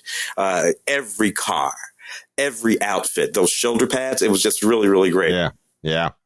The complete series of Longmire. We got a lot of these shows that I think it's interesting. You watch something like Longmire, or even what's the other one? The Yellowstones. The ones that precede Yellowstone. What was the other one in Kentucky? Oh gosh, they're all these modern westerns. There've been a number of them. Yeah. Longmire is one of them, and they all kind of paved the way for Yellowstone. So I think in that regard, it's interesting. I didn't watch a lot of Longmire when it was on the air. I didn't even realize they were based on these mystery novels by Craig Johnson. So, now that I know that, I'm like, all right, well, I can see that. Lou Diamond Phillips is terrific. And Lou Diamond's the thing that's really great in that series. Really, really great. So, I mean, it's catching up on this. I'm like, all right, well, I now I see where Yellowstone came from. Justified. That's the other show. Justified, the one with Timothy Olyphant. Yeah. Yeah. So Longmire and Justified kind of paved the way for Yellowstone, I think. They created an audience of people who are like, well, I think I want to see more people in 10-gallon hats driving cars. And it's probably why Walker, Texas Ranger got a reboot. Yeah, no doubt about it. Great call. Great call. So Longmire is an interesting rediscovery there, and this is the complete season on the complete series, I should say, the complete series on Blu-ray from Warner Brothers, and in the wake of Yellowstone, a nice rediscovery. Tim, do we really need a 7th season of Fear the Walking Dead? Oh man. I just, they're really pressing that just as deeply as they can. Now, to be honest with you, I was only good for the original Walking Dead, and the spinoffs I haven't been paying that much attention to. So I don't know what's going on. I take it that these are all taking place at the same time, but in different places. If I'm not mistaken, it's the Walking Dead verse. The Walking Dead verse, very good, sir. You might have to, copyright that. Is this the one that takes place in Southern California? Dude, I guess. I think that's the one that takes place in Southern California. What? I mean, it's all post-apocalyptic. I can't. I don't. I watch. Here's how I go through this. I'll take it. I'll be like, I don't know. I'm not gonna watch the first episode of the season. I'm not gonna watch the last one. I'm not gonna watch the whole season. So I kind of play eeny, meeny, miny, mo. What episode am I gonna watch that will not require me to have a lot of backstory and will not bait me with some kind of a horrible cliffhanger that'll make me want to see something else? So I'll pick like an episode of random and I'll watch it, and I'm like, I don't know when or where this takes place, and it's I get what it's doing, but I'm not watching enough of it to become that invested, and then that's deliberate.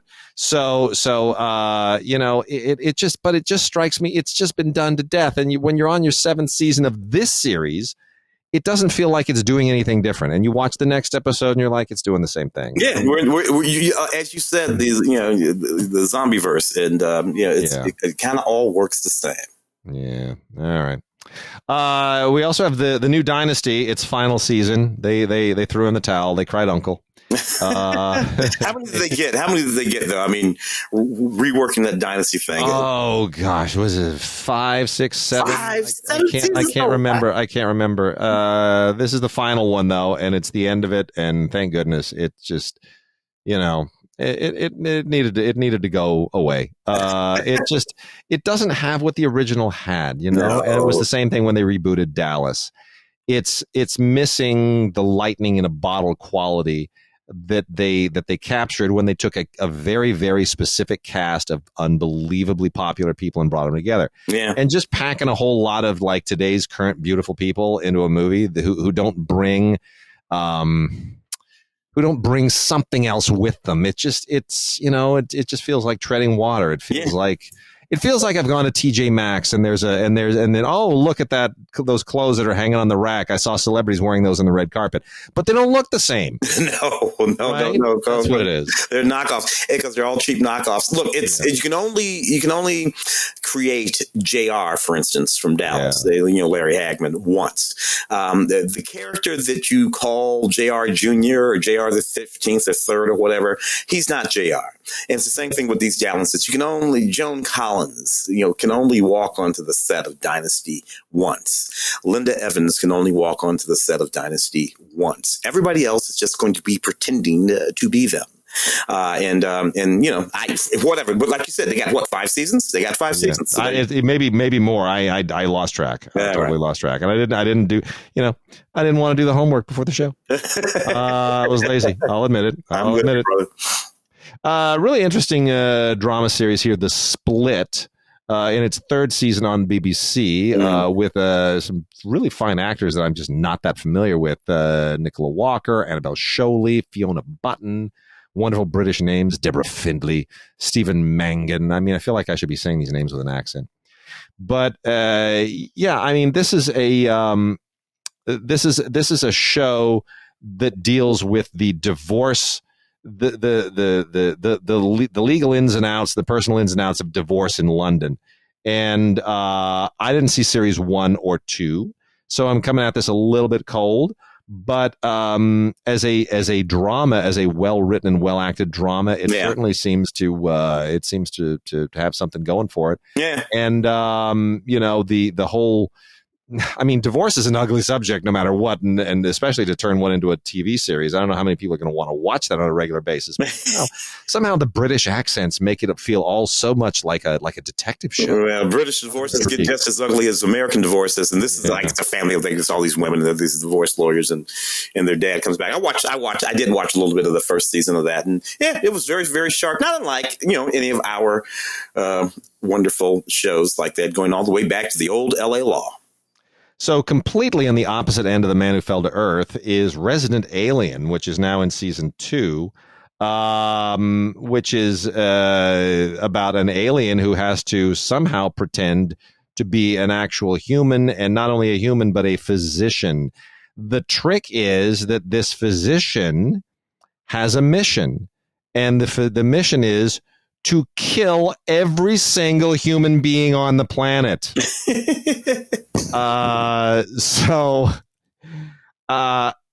is a very, very odd comedy. I'm not quite. It's comedy where I feel like I should be laughing more than I do. But I feel like it, but somehow deep inside I'm laughing harder than I actually am laughing verbally. Does that make sense? Oh, absolutely. Have you seen any of this? Oh yeah, sure. He's here. He's got to wipe off the planet because they got to do that alien thing. We're going to take it, but he likes us. But he has to kill us all. So it's really fun. So hysterically odd. Elle Fanning and Nicholas Hoult in 2 seasons, both on Blu-ray now, of The Great. The story of Catherine the Great.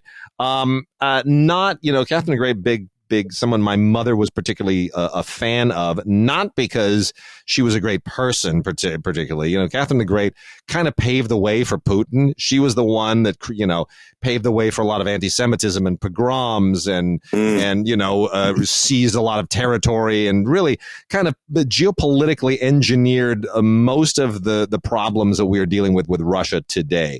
Catherine the Great did a lot of that. Yeah. But here's why my mother was a fan. They were born in the same village. I love it. Okay.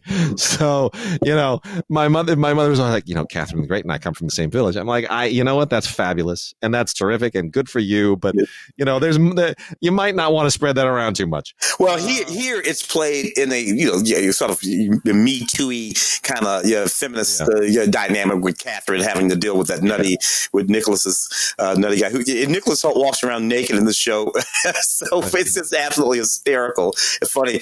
But it's, you know, it does not represent the reality in any shape whatsoever. It's walking a different solid path. But you know, I get what they're doing. I'm a big nutty fan of Elle Fanning.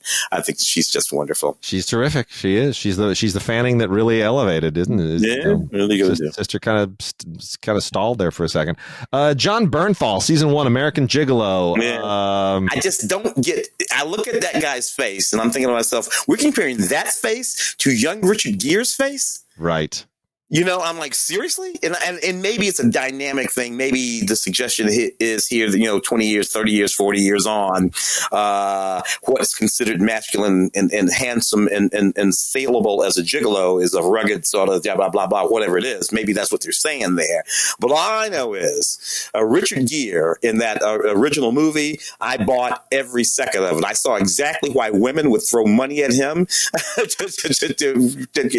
course you would. Of course. Let me tell you about John Bernthal. I don't think there's going to be a second season of this series because John Bernthal just got rehired to do an old character. As of today, breaking news, John Bernthal is coming back to the new Daredevil series as the Punisher. As the Punisher. I thought that would happen. That is breaking news. I did not know that. Yeah. Yep. The poster just released today, and it's a picture of Daredevil in a new suit, by the way. You know, he's in the new suit and Punisher next to him, and they're both they got that comic look on their faces like we're going to kill every living thing in front of us. So I'm kind of looking forward to that. Season 1 of Joe Pickett, as long as we're talking back about these modern westerny things. Joe Pickett is something kind of went off of. I didn't catch this at all, and it takes place in Wyoming, and it is definitely one of these modern western things that we're just talking about. Also based on a book series by C.J. Box, and you know, it's okay. It's very. It's still very much in that kind of Longmire Justified pocket. It's a little bit there. So we'll see where it goes. It's a little more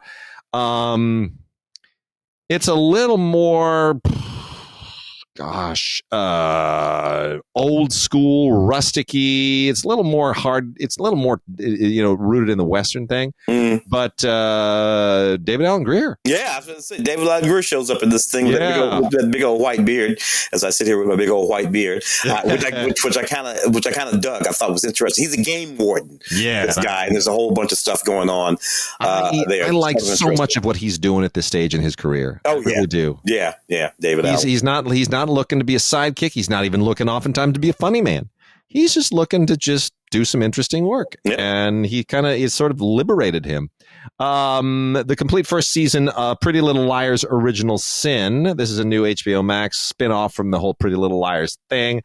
I don't know if we need more Pretty Little Liars, Tim. This is just look. This inclination to just make another buck by spinning it off or stretching it out. I just you know, I wish that inclination wasn't there. Yeah. Just you have the power. Just do a new thing. Yeah. Do a new thing. I just wish that would be, but you know, it's not like there aren't times when I haven't loved that. Yeah. I can think of a few series where the spinoffs I've liked actually more than the original. I'm a ridiculous nut of the entire Stargate universe, you know, all that kind of stuff, you know, and I got to tell you, some of those spinoffs are better than the original Star. You know, there was a movie and then all that kind of stuff. But generally speaking, I wish they'd just do a new thing. Yeah, I agree. And then we have lastly on the TV front, and then we'll wrap out with some new movies that are not 4K. The Adventures of Batman, 2 discs, animated show. You know, the original animated Adventures of Batman is perfectly fine. It dates reasonably well, I guess, but you know, the film. I mean, for Mark used to always rip on me for all how much I love the old Filmation animated shows. And they made 34 episodes of this thing, and I actually think they're solid. Well, I love that Bert and Adam is their voices. It's Casey Kasem as Robin. Oh, really? Casey Kasem does Robin here. That's not Bert and Adam? No, it's Casey Kasem as Robin. But what's funny is that Casey Kasem first did Robin. This is why a little bit of trivia. Casey Kasem, who of course did Shaggy on Scooby-Doo. Mm-hmm. Well, there was one of those Scooby-Doo episodes where they meet the Harlem Globetrotters and they meet the Three Stooges and right. We started it was ridiculous. We started throwing guest stars in that make no sense whatsoever. And in one of them, Scooby-Doo and the gang, they meet Batman and Robin. And for some reason, my adult self looked back and said, "Son of a bitch! Now I know why it bothered me that Shaggy and Robin sounded exactly alike." Casey didn't do a new voice. No. It bothered me, but I didn't know what bothered me at the time. And then I found out that Casey Kasem did them both. So anyway, when they did this standalone thing, it was Casey Kasem doing Robin. I had no idea.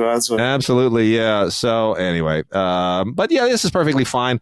It probably feels closer to the comic Batman than just about anything else that's ever been done. So I give Filmation props for that. Yeah. Okay, so let's talk about some of the newer movies that did and did not get love from the Oscars. Let's start with Whitney Houston. I Want to Dance with Somebody. Wow, it just kind of came and went and really, really fast. Look, I'll let you in on a secret. I appreciate that young actress. She's wonderful, and she was actually quite. I saw it. She was actually quite good. Very, very effective. But I got to tell you, in the Black community, the casting of that young British actress as our beloved Whitney Houston from the Hood, that was problematic, man. I can't look. Maybe this is a crazy way for people to think, but I can't tell you. I did not talk to everyone's engaged about that movie. That's the first thing that came out of their mouth. Is that chick's not from around here. Yeah. People take these things very personally, man. They really, really do. There was a bit of an issue, frankly, with Cynthia Erivo playing Aretha Franklin in that television.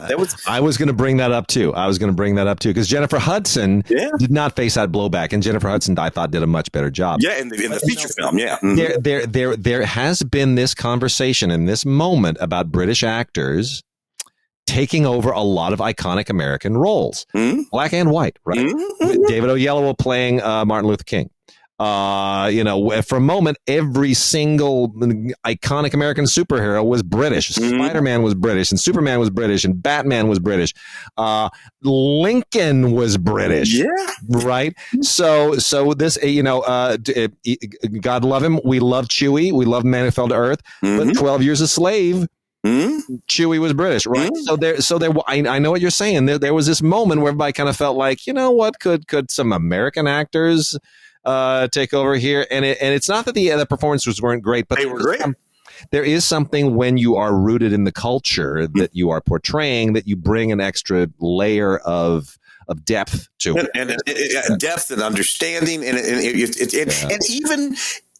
even if it's just about the audience, the audience is sitting there with this idea in their head. And the idea is the idea, and you can't get it out. So I don't know. There it is. But nevertheless, she was quite good in that movie. It's a well-made movie, but it's bumping up against a cultural dynamic that I think some filmmakers might want to start paying attention to. Yeah, I hear you. Well, here's another one that got no love from the Oscars. She Said, and I thought this was going to be one like a major Oscar contender for a minute. Man, did I get that one wrong. Blu-ray DVD combo set, Movies Anywhere code. Basically, it's All the President's Men, except it's about the New York Times journalists, the 2 women who blew open the Harvey Weinstein scandal. And I think this is better than All the President's Men. I think this is better than What was it? The one about the The Insider, maybe. No, which one? The priest abuse scandal. Spotlight. Spotlight. Thank you. Yeah. I think this is a better depiction of investigative journalism than either of those movies. Granted, the scandal that it's depicting is very inside Hollywood. It doesn't travel as well with general audiences as something that is about, the tobacco scandal or something like that. Yeah. The Catholic Church, or Nixon. So we're dealing with Harvey Weinstein, and how many people really want to pay attention to Harvey Weinstein right now, who's still in the news and still going to prison? So Carey Mulligan and Zoe Kazan, though, are phenomenal. I think it's an unbelievable screenplay. I think it's incredibly well directed. I just think it's a monumental effort. It just didn't get any love. And that's kind of sad to me. Makes me sad for Annapurna as well, who produced it. But, Andre Braugher is phenomenal in this. Samantha Morton is unreal. Samantha Morton has one scene. It's almost even just one monologue, and she steals the whole movie. It's phenomenal. And Ashley Judd plays herself. There's something to be said for that. So, I still think She Said is an unbelievable movie. I still recommend it, but man, it got no Oscar love. Yeah. That was one of the ones that did not rise. The Inspection. Interesting movie. The Inspection has gotten some independent love. Yeah. Get some Oscar love. But I think this is a film really worth paying attention to. This is Elegance Bratton is the very talented young man, first-time filmmaker, wrote and directed based on his own experience, which is a story of a guy who was a drug addict and homeless and gay and had to somehow lie about all of that to turn his life around, had this really horrible passive-aggressive relationship, kind of codependent and passive-aggressive relationship with his mom, and he wants to turn his life around by joining the Marines. But you can't say, I was gay, or I am gay, and I've been homeless, and I'm a drug addict. You can't say those three things and get into the Marines. Nope. So you got to lie. And a large part of this movie is basically still the first part of Full Metal Jacket. It's boot camp stuff, boot camp sadism, fighting with the. But it goes into some really interesting directions. It's very revealing, and it's a really well made film. And I think Elegance Bratton has some real chops. I think he's going to be a really interesting filmmaker coming on. Gabrielle Union, very strong in this movie. She got a lot of love on the independent scene for really strong. And Bokeem Woodbine, Bokeem would playing that drill sergeant. Very straight up. Who was our guy in Full Metal Jacket? Army. Arlie Army. Straight up Arlie Army in that thing. Very strong. Yeah. Another film that didn't get any love, Bones and All. Yeah, I hate this movie. It didn't deserve any love. Look, I love our girl in that movie, but that movie was just foul and disgusting. Taylor Russell is amazing and wonderful. Timothée Chalamet, I can give it. Mark Rylance in this movie is disgusting. He is disgusting. He is so off-putting. Everything about his character just made my stomach turn. And Luca, this is Luca Guadagnino. Yeah, intentionally so, but so effective at it that it was extremely effective at it. And I don't recommend it. Don't watch it. It's disgusting. No. It's a people-eating movie. Just so you know, it's about cannibalism. Yeah, it's about young lovers who bond over the fact that they have this like whatever genetic mutation or whatever it is, but they are compelled to eat people. And how do you eat people without killing people? Because they know that killing's wrong. So you hang out with other people who kill people, and then you just eat the people that they kill. Yeah. I mean, it winds up being just foul and disgusting, and it's just a nasty movie. It really is. And Taylor Russell's wonderful, and she almost saves it, but man, what a nasty movie. The Old Way. This is interesting. Nick Cage is just making these cheapy knockoffs, and this is another one. But I will say, there are elements to this. This is like if you did a low budget remake of Unforgiven with Nick Cage in it. This is basically that movie, starring the girl who was from the remake of Firestarter, the reboot of Firestarter, playing his daughter. Nick Searcy, who I know, is tremendous. Nick Searcy owns this movie. Like Nick Searcy is acting in a different movie from everyone else. Nick is acting in a real movie, and he's kind of daring everybody else to come up to his level. And you can tell everybody else is sitting there going, but Nick Cage is in the movie too. Shouldn't I be acting down to Nick? Why do I? No. But and in fairness to Nick, he's pretty good. So I mean, it's okay. It's as you said, 25 years ago, Yeah. With Nick Cage, with his status, the status of Nick Cage 25 years ago, this would have been it's like you said, Unforgiven. It's Unforgiven. And Nick Cersei is still in Unforgiven. He's like, let's just do it anyway. Let's just do it like it's Unforgiven. And I didn't think it was bad at all. I rather enjoyed it. It amazes me the people who show up in some of these movies. Like if I were to say to you, oh, dude, there's a new movie. It's got Robert De Niro and John Malkovich in it. Wouldn't you normally go, oh, that's going to be an Oscar contender? But somehow when you stick Jack Houston in it and you call it Savage Salvation with the tagline, payback is dirty. Yeah. What? It's like now this is some cheesy B movie straight to video. What is this? What are you doing, Robert De Niro and John Malkovich? What are you doing? Oh gosh, it's just. And I like Jack Houston too. But how could this just not come together as a real movie at all? Even you'd figure with John and Robert in it, it would be a real movie just because you're walking around in it. It's a vigilante revenge drug movie. That's all it is. And they make like 50 of those a year, and I don't know how they get the money to make them. Well, it's said it has to do with the whole opioid thing. Somebody overdoses, and Robert puts on that he's a sheriff? What is he, a sheriff or something like that? They're these sheriffs. They're going to go out and they're going to do what they're going to do. I am loving what David Harbour's doing with his career. His whole springing out of Stranger Things. We have a Ghost on Netflix, which I think is where he's the ghost and he has no verb, no words, no dialogue, and the whole thing is terrific. And I gotta say, man, Violent Night is just a hoot. I didn't think I'd like this movie, where he plays. It's basically Die Hard with Santa Claus. You know what? David Harbour just has so much fun with this part. He really, really, really does. It's the guys from John Wick said, "Hey, why don't we remake Die Hard?" Well, that's boring. They've already made Die Hard. How do we make it different? I don't know. Make the Bruce Willis. Die Hard was a Christmas movie, right? Well, what if we're making Die Hard, except instead of Bruce Willis, it's literally Santa Claus. Oh, that's a great idea. That's how this movie happened. It's funny. Yes. Leguizamo's funny. Yes. It's good. Yes.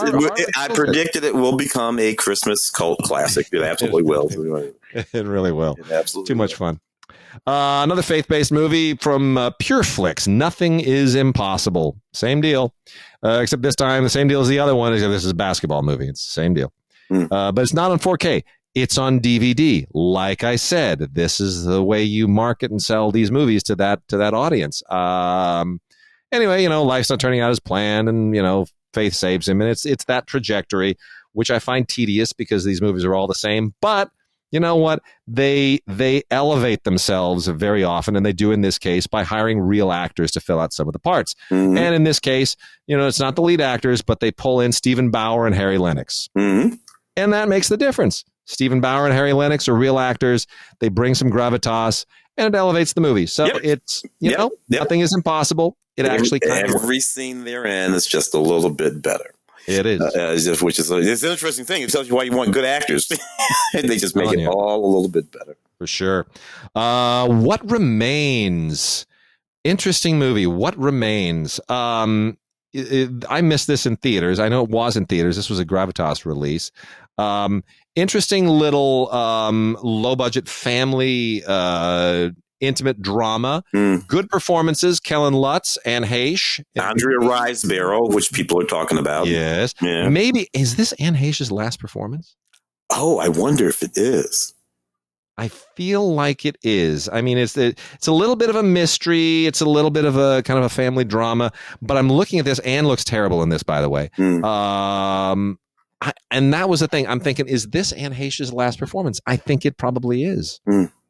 And that's kind of sad because I wish it were something a little more distinguished. Speaking of Bruce Willis, I don't know if this is his last performance, technically. Detective Night Redemption? Do you know? Do we have any others sitting on the shelf, or is this? It's a good question. I don't know. I'm not sure. Yeah. We'll have to do a little research here real quick and see for Bruce. Well, everybody knows about Bruce's situation. It's gotten worse, which I suppose we knew that would happen, right? Well, this is technically the second film of a trilogy. I don't know if that means that there's a third one that he's in.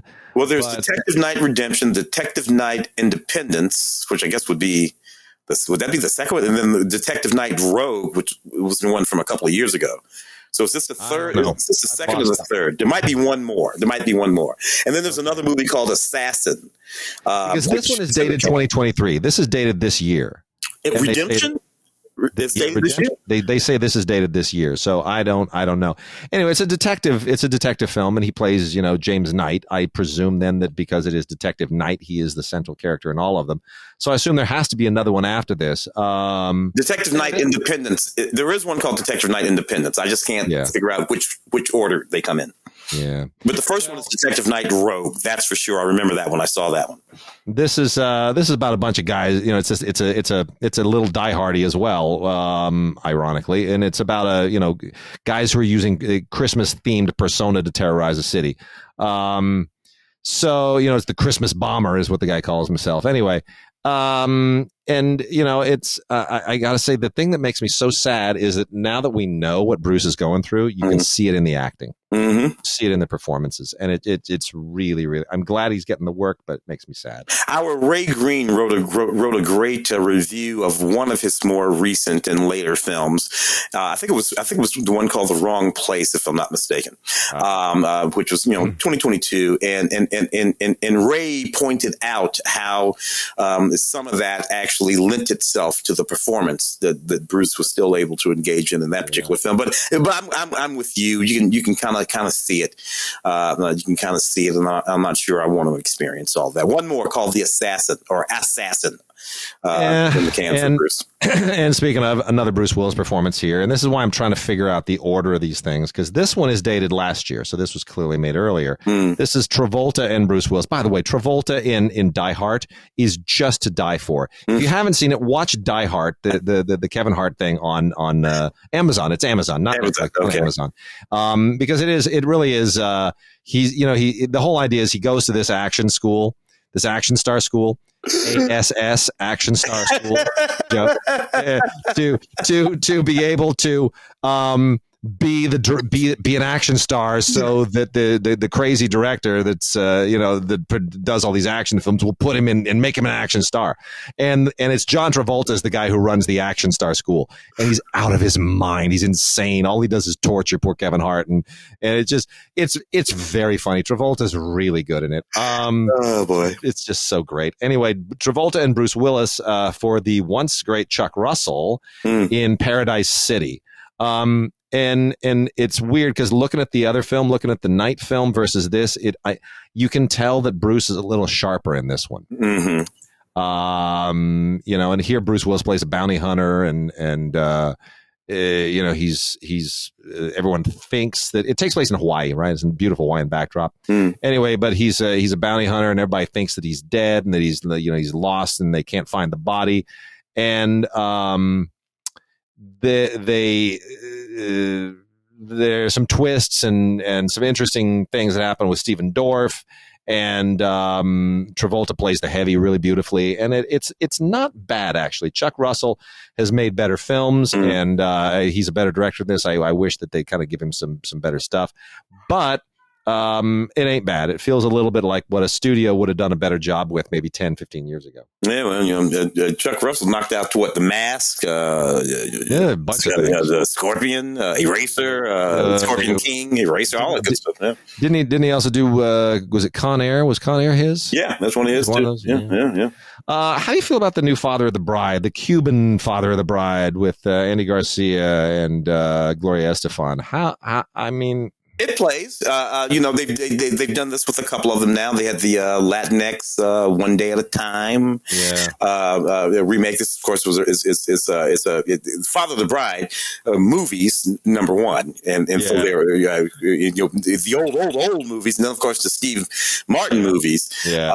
And this, they're doing. They did. It's okay. It's all the exact same beats.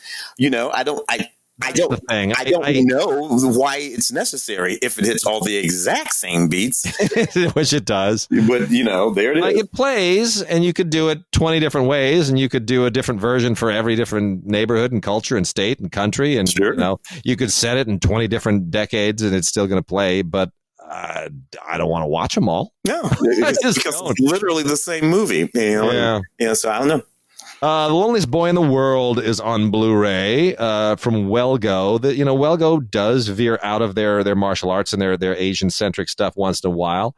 And this is a really interesting kind of modern zombie fairy tale. It's a weird little genre movie, but it's got charm, and it's well made, and I think it's worth watching. I would have liked to see this get a little bit more play in theaters. I think this is the kind of thing that might have had a life in theaters if they were sufficiently open. So since they're not, might want to check it out. Yeah. From Welgo, The Loneliest Boy in the World, a sweet little kind of humanistic zombie drama comedy. Called Jane with Elizabeth Banks and Sigourney Weaver, abortion drama set in Chicago, 1968. Basically about about a woman who goes from being anti-abortion to being an abortion rights activist and helping women basically get abortions through this underground network run by Sigourney Weaver. True story, actually. Yeah. That period right before Roe v. Wade. Yeah. Leading up to and into Roe v. Wade, and it deals with the network, the Janes, which was, I think there was a documentary about them as well. So, I mean, I think it's as a drama, it doesn't quite fire on all cylinders. It could and should be a little better, but if you can separate yourself from the politics enough, I think there's some good performances to hang on to. Elizabeth Banks and Sigourney Weaver are both particularly good. Poppy, only on DVD. This is an actually really kind of a sweet little, I think it's an Australian film about a young woman with Down syndrome and trying to take charge of her own life. And it's a coming of age film. It's got some, sweet humor in it. I do feel like it probably needs an extra something, but boy, this young actress, Libby Hunsdale, is just absolutely wonderful. She really is.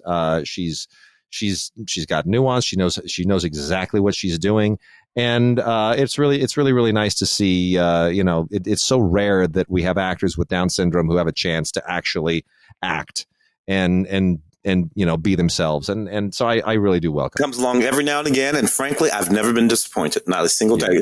Who was the kid in that series back in the 80s?